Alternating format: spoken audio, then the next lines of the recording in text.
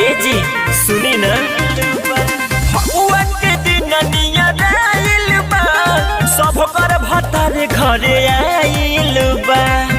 last बेरी कहतनी कहब ना दोबारा होलिया में नासल चाहे देवरा पोसल खजाना तले के चली अब केहू से भाड़ा होलिया में नासल चाहे देवरा पोसल खजाना तले के चली अब केहू से भाड़ा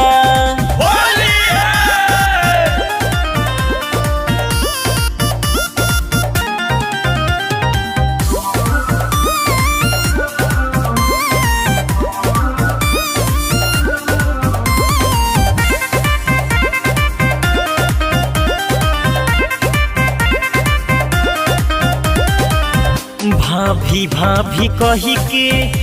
तोड़ी देला हद सारा गहिर ढोढ़िया में पिच करिया क देला खड़ा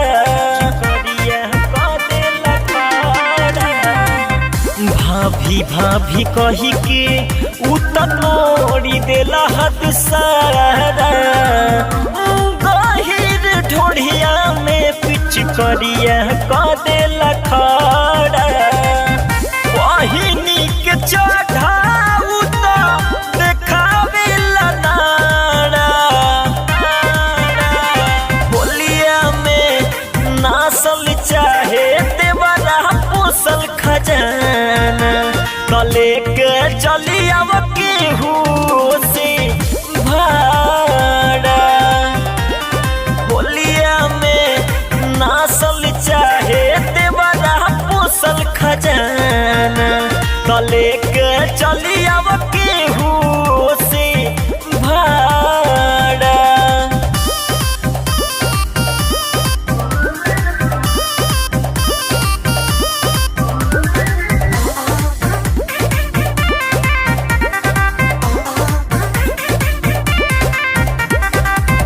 कहतनी राजा हम दिलावा के बात हो अइबना जे घरवा तू तो बिगड़ी हालात हो बिगड़ी हालात ए जी कहतनी राजा हम दिलावा के बात हो अइबना जे घरवा तू तो बिगड़ी हालात हो यहन के अनुज बाची रंगल चाहे गाल में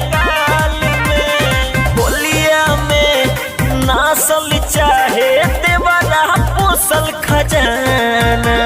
तले के चली अब केहू से भाड़ा होलिया में नासल चाहे देवरा पोसल खजाना तले के चली अब केहू